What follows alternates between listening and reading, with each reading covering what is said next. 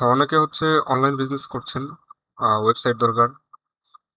একটা ভালো বিজনেসের জন্য ওয়েবসাইট অবভিয়াসলি দরকার। তো অনেকে হচ্ছে ঘরের বাজারকে ফলো করে থাকেন। সেক্ষেত্রে যদি চান, এটা কিন্তু একদম সেম টু সেম ঘরের বাজারের মতো লাগতেছে, বাট এটা কিন্তু ঘরের বাজারের অফিসিয়াল ওয়েবসাইট না। ঠিক আছে, আমরা যদি ঘরের বাজার ওয়েবসাইট দেখি, ঘরের বাজার, এটা হচ্ছে ঘরের বাজার অফিসিয়াল ওয়েবসাইট। বাট অনেকে চায় যে হচ্ছে এরকম একটা ওয়েবসাইট বানাতে, দেখতে ইন্সপায়ারেশন নিয়ে, এরকম ইন্সপায়ারেশন নিয়ে। তো এই ওয়েবসাইট কিন্তু একদম ক্লিন, খুব বেশি হিজিবিজি কিছু নেই। মেনু বারে হচ্ছে লোগো আছে এখানে, কয়েকটা মেনু আছে, আর হচ্ছে এগুলো হচ্ছে ক্যাটাগরি, ম্যাক্সিমাম হচ্ছে ক্যাটাগরি। আর ব্যানার ইমেজটা অনেক ছোট দিয়েছে এখানে, আর এখানেও ক্যাটাগরি গুলো শো করেছে। মানে কেউ যদি ওয়েবসাইটে ঢুকে খুব সহজেই কিন্তু কোনো একটা প্রোডাক্ট মানে সিলেক্ট করতে পারবেন, ক্যাটাগরি অনুযায়ী এখানে সিলেক্ট করতে পারবে এবং পারচেস করতে পারবে। এখানে টপ সেলিং প্রোডাক্টগুলো এখানে শো করাইতেছে। আর তাদের আরো কিছু ব্র্যান্ড আছে, সেগুলো এখানে শো করাচ্ছে। আপনার যে ব্র্যান্ড থাকে আপনি শো করাতে পারেন। তারপর ন্যাচারাল হানি, অল ন্যাচারাল হানির একটা সেকশন আছে এখানে, প্রোডাক্ট। তারপর এখানে ভিউ অল আইটেম, মানে এখানে সবগুলো না, এখানে কিছু আইটেম দেওয়া আছে।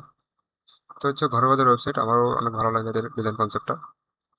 আচ্ছা, এরকম একটা কনসেপ্ট নিয়ে বানাতে পারেন। ঠিক আছে, তো যদি দরকার পড়ে তাহলে যোগাযোগ করবেন। এরকম ফাংশনালিটি করে দেওয়া যাবে, কিন্তু বিষয় হচ্ছে বাজেটের উপর ডিপেন্ড করে। একটা ওয়েবসাইট হচ্ছে বাংলাদেশের ক্ষেত্রে আপনার যে বাজেট পড়ে, বাইরের ক্ষেত্রে সেম জিনিস কিন্তু আর অনেক বেশি পড়ে। আবার এখানে আবার টেকনোলজি অনুযায়ী ভ্যারি করে। মানে আপনি কোন টেকনোলজির মধ্যে ওয়েবসাইট বানাবেন, যদি ফুল কাস্টম কাস্টম কোডিং করে যেটা বানানো হয়, ওটাকে বলে ফুল স্ট্যাক। তো সেক্ষেত্রে কিন্তু বাজেট অনেক বেশি পড়ে যাবে, লাখের উপরে পড়ে যায়। আর যদি সিএমএস টেকনোলজি ইউজ করেন তাহলে কম পড়বে। আবার ঘরে বাজার ওয়েবসাইট আগে ছিল হচ্ছে শপিফাইতে, এখন এরা হচ্ছে কাস্টমে নিয়ে নিয়েছে, এখন শপিফাইতে নেই সম্ভবত। তো শপিফাইতে হচ্ছে আবার ওদের মান্থলি একটা চার্জ থাকে, সেক্ষেত্রে শপিফাইটা এক্সপেন্সিভ। তার মানে একদম শুরুতে বেসিকে, স্টার্টিং পয়েন্টে, তো সিএমএস টেকনোলজিটা রেকমেন্ড, বিশেষ করে ওয়ার্ডপ্রেস ওয়েবসাইট বানানোর জন্য। এতে হচ্ছে বাজেট ফ্রেন্ডলি হয়, স্টার্ট করা যায়। অনেক বড় বড় কোম্পানি আছে বাংলাদেশে যারা হচ্ছে ওয়ার্ডপ্রেস দিয়ে স্টার্ট করে, দেন পরবর্তীতে চাইলে হাই কনফিগারেশনের দিকে মুভ করে। তো আপনার প্রোডাক্ট, আপনার বিজনেস ভালোভাবে গ্রো করার জন্য অবভিয়াসলি ভালো একটা ওয়েবসাইট আপনার দরকার। সেক্ষেত্রে আপনি যদি পরিচিত কেউ থাকে আপনি করে নিতে পারবেন, অথবা আমাদের সাথে যোগাযোগ করলেও এরকম একটা ওয়েবসাইট করে দেওয়া যাবে বাজেট ফ্রেন্ডের মধ্যে। হ্যাঁ, সো এটুকুই। এটা কিন্তু কপি ডিজাইন, হ্যাঁ, এটা কিন্তু ঘরে বাজার স্টেপ, এটা জাস্ট একটা কপি। তো আরেকটা বিষয় ক্লিয়ার করি, সেটা হচ্ছে landing page. Landing page base website, landing page একটা ওয়েবসাইট, তবে ল্যান্ডিং পেজটা থাকে কি, মানে এক পেজের ভিতরে সব কিছু হয়। মানে একটা পেজেই প্রোডাক্টের ইনফরমেশন থাকে, ইনফরমেশন দেখে দেখে মানে কাস্টমার হচ্ছে একদম স্যাটিসফাই হয়ে যায়, তার কনফিউশন গুলো ক্লিয়ার হয়ে যায়। কারণ মানুষ একটা প্রোডাক্ট কিনতে গেলে তার আগে কনফিউশন দূর করতে হবে।